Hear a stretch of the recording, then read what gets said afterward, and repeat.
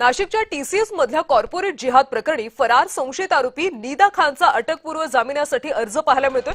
नाशिक जिल्हा सत्र न्यायालयामध्ये तिने अर्ज सादर केलाय। निदा खानच्या जामीन अर्जावर आता उद्या सुनावणीची शक्यता आहे। आतापर्यंत 6 पुरुष संशयित आरोपींना अटक करण्यात आली। पुन्हा जाऊयात आमचे नाशिकचे प्रतिनिधी किरण गोटूर यांच्याकडे। किरण, काय अधिकची माहिती?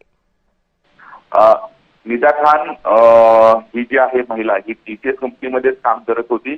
या सगळ्या प्रकरणाची तिचं देखील लिंक आहे, त्यामुळे निदा खानला देखील सहआरोपी जे ते नाशिक पोलिसांनी केलेलं आहे।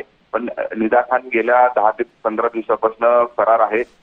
निदा खानच्या शोधामध्ये नाशिक एसआयटीचे 2-3 टीम हे रवाना झालेले आहेत, पण अद्याप निदा खानला जे आहे पकडण्यामध्ये नाशिक पोलिसांना अपयश आलेलं आहे।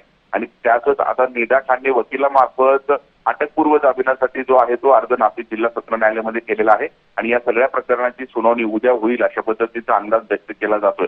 आतापर्यंत या सगळ्या टीसीएस धर्मांतर आणि महिला अत्याचार प्रकरणी जे आरोपी अटकेत आहेत त्या आरोपींना निदा खान मदत हे करत होती अशा पद्धतीचा आरोप जे ते नाशिक पोलिसांनी निदा खानवरती ठेवलेला आहे आणि अशा पद्धतीचा गुन्हा देखील हे दाखल केलेला आहे। पण मागच्या 10-15 दिवसांपासून निदा खान फरार आहे, अद्याप ती सापडलेली नाहीये। आणि त्या सगळ्या अनुषंगाने आता निदा खानने वकिलामार्फत अटकपूर्व जामिनासाठी नाशिक जिल्हा सत्र न्यायालयामध्ये अर्ज केलेला आहे। या सगळ्या प्रकरणाची उद्या सुनावणी होण्याची शक्यता आहे, त्यामुळे नेमकं उद्या काय सुनावणी होतो हे बघणं महत्त्वाचं असेल। नक्कीच किरण, धन्यवाद या सगळ्या सविस्तर माहितीसाठी। तर निदा खाननं अटकपूर्व जामिनासाठी अर्ज केलाय, उद्या सुनावणीची शक्यता आहे। सुनावणीमध्ये नेमकं काय होतं हे पाहणं महत्त्वाचं आहे।